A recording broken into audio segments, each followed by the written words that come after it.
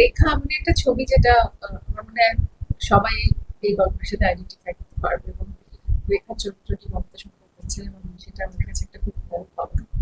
এবং এই লুকটা, আমার লুকটা নিয়ে যদি কথা বলি তাহলে বলবো যে খুব সাদা মাটা, আহ, লম্বা বিনুনি, একটা টিপ পরা, একটু কাজল, মানে বাড়িতে হাউস হেল্পরা যেভাবে আসে কাজ করতে। আর আর এই মেয়েটি একদম হয়তো ঠিক টিপিক্যাল ওরকম না, তার জীবনটা হয়তো একটু অন্যরকম ছিল, বাট মানে ইয়ের চাপে পড়ে, মানে পরিস্থিতির চাপে পড়ে তাকে এরকম কাজ করতে হচ্ছে। তবে যেটাই হোক, সেই যে কাজটাই করছে সেটাও এনজয় করে।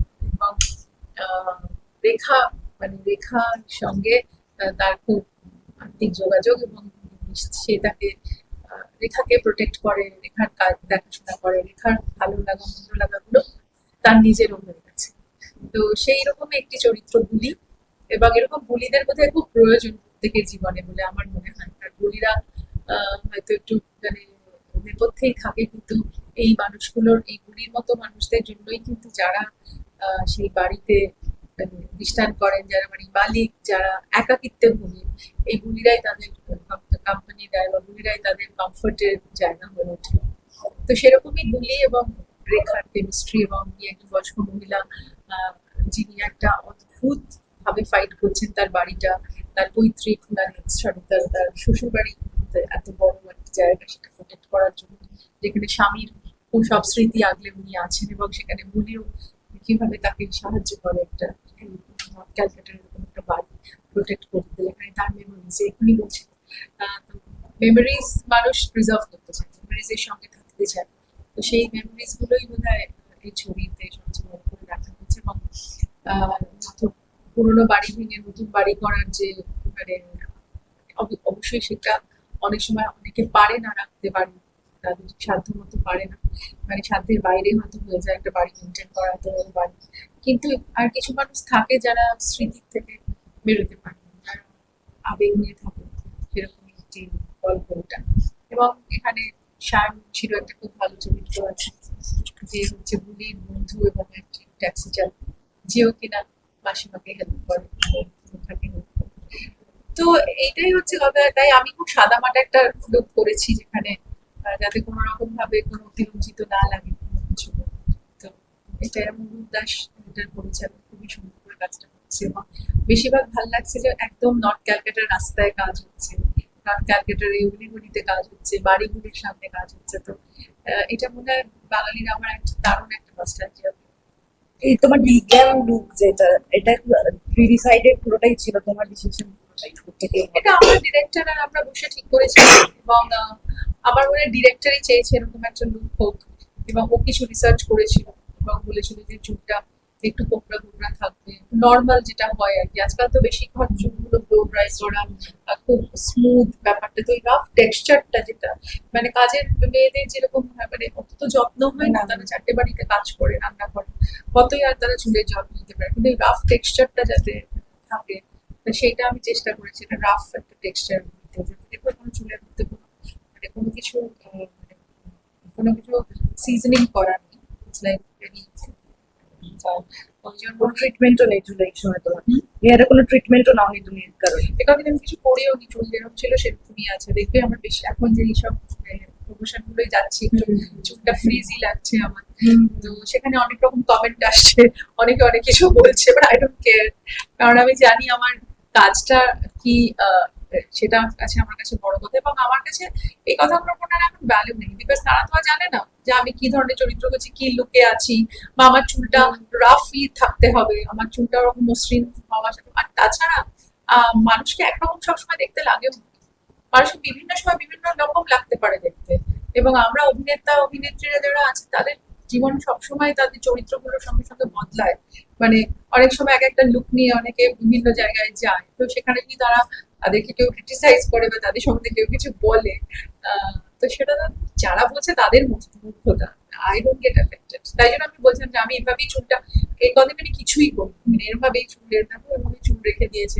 কারণ একবার ওটা করার পরে আবার যদি আমি একদম পুরো ঠিক করে ফেলি, স্মুথ করে ফেলি, তাহলে তো চুলের ওপরও অনেক ইয়ে পড়ে না। তো ওই হয়ে যাবে। ওই এই টেনওয়ারটা আমি পুরো চুলটা এরকমই রেখেছি। আমি ভাবছি যেখানে যদি যেতে হয় ওরকম ভাবেই যাবো, মানে অন্য চুলটা খুলে যাবো হয়তো, কিন্তু ওরকমই থাকবে টেক্সচারটা। সো দ্যাটস এই যে বুলির চরিত্রটি নিয়ে বললে, এবং ঋতুদিকে আমরা দেখেছি যে কোনো অনুষ্ঠানে ঋতুদি সবাইকে নিয়েই থাকতে ভালোবাসে, তার পারিবারিক অনুষ্ঠান হোক কিংবা সিনেমার সঙ্গে যুক্ত যে কোনো অনুষ্ঠান। তোমাদের প্রত্যেকটা চরিত্র তো তোমাদের মধ্যে কোথাও না কোথাও একটা বেঁচে ওঠে। ঋতু, তুমি এই চরিত্রটা থেকে কতটা কিছু পেলে, কতটা তোমার কাছে আরো আত্মিক মনে হবে? আই থিঙ্ক আমার যেটা সিমিলারিটি মনে হয়েছে যে বুলি ইজ এক্সট্রিমলি গিভিং একটা পার্সন, মানে একটা পার্সন। তো আমার মনে হয় আমি একজন খুব গিভিং একজন পার্সন, এবং আমি মনে করি যে মানুষের জীবনের যদি কিছু ভালো কিছু হওয়ার থাকে সেটা মানুষ, মানে যদি সেটা তার নিজের থেকে কিছু দেওয়ার প্রয়াসটা করে তাহলে সেটা বোধ আরো বেশি মানুষের মধ্যে মানে ছড়িয়ে পড়বে।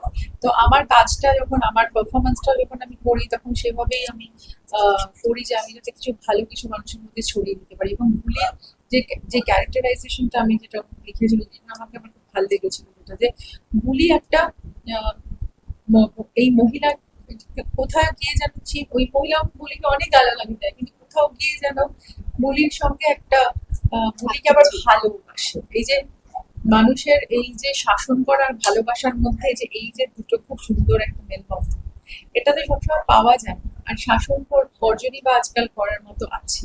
আর নিজের মা বাবা নেই বলে জানি যে শাসন করার এখন সেইভাবে অর্থে আর কেউ নেই। তো যখন সেই আদরের শাসনটা পায় মানুষ তখন সেটাকে আঁকড়ে ধরতে চায়। তো সেই এই ছবিতেও সেই আদরের শাসনটা আছে। এবং মমতা শঙ্কর একজন লেজেন্ড, এবং উনি এত প্রতিযশা একজন অভিনেত্রী, এবং তার অসম্ভব, মানে কি যে একটা দারুণ কাজ করছেন। ভেরি হ্যাপি যে আমরা আবার এই ছবিতে একসাথে ফিরতে পারলাম দহন আর উৎসবের পর। সো এটা আমার কাছে একটা খুব বড় প্রাপ্তির জায়গা। এবং সেটাই বলছেন যে মিলটা হচ্ছে যে I think she is very giving, এবং খুব সুন্দরভাবে ওদের বন্ধুত্ব হচ্ছে একটা। এবং তার সাথে সাথে সায়নের যে চরিত্রটা আছে, যে আরেকটি ছেলেও বুলি তাকে ইনফ্লুয়েন্স করে কিভাবে যে তুমিও কিন্তু এইটার এই এই যে আমাদের এই ডেডিকেশন বা এই স্যাক্রিফাইস, তুমিও কিন্তু একটা পার্ট। এবং সেও কিভাবে পাশিমাকে হেল্প করে, এবং সেও কিভাবে ফাইট করে যে প্রতিবন্ধকতা পাড়া, এই প্রমোটার, এই এখানকার যে যারা যারা থাকে, এখানে যা যা মানে মানুষ ফেস করে, সেই সব জায়গাগুলোতে তারাও মানে সামনে যে চরিত্রটা হেল্প করে। তো I think it's a beautiful teamwork. আর এই ছবিটা অনেকদিন ধরে আলোচনা হচ্ছিল, তো আমরা ভাবছিলাম যে একবার নাফিসা আলীর সঙ্গে কথা হয়েছিল কাজটা করার নিয়ে।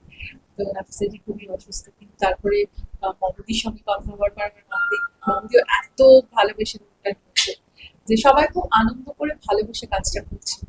তাই জন্য আর এই তোমার এই বিভৎস রোদ টোদ আর গরম কিছু মনে হচ্ছে না। তবে আই থিঙ্ক আমার production team is really working hard, মানে যা প্রোডাকশন সবাই খুব হার্ড ওয়ার্ক করছে যাতে একটা খুব ভালো কাজ আমরা বের করে দিতে পারি।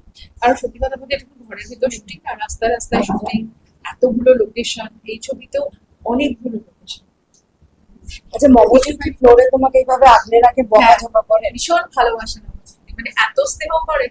আর মমতির আর আমার ঠিক রাত্রি 12টা-1টার পরে গল্প হয়, মানে ফোনে মেসেজে। আমার ঘরে তোর এই সিনেমাটা দেখলাম, আমার এই বুদ্ধকে এইটা লাগলো ওটা লাগলো। আর উনি এতটাই স্নেহ করেন যে সবসময় খুব, মানে খুব একটা মাতৃক স্নেহ আছে আমার প্রতি। এবং মা চলে যাওয়ার পরে মমতি খুব দৌড়ে দৌড়ে এসেছিল, মানে আমাকে মানে আমাকে কমফর্ট করতে। তো এইসব মানুষগুলো তো জীবনে খুব প্রেশাস। আচ্ছা, নর্থ কলকাতার গলিতে গলিতে শুটিং, সময় খাওয়া দাওয়া কিছু হচ্ছে নর্থ কলকাতায় খাওয়া? হ্যাঁ, একদিন গোলবাড়ির মাংস খেয়েছিলাম আর আরেকটা নর্থ ক্যালকাটার একটা কি খেলাম জানি, আরে কি আরে খেলাম জানি। তবে হ্যাঁ, এখন আরো 2-3 দিন আছে, কিছু না কিছু খাবো। শেষ একটাই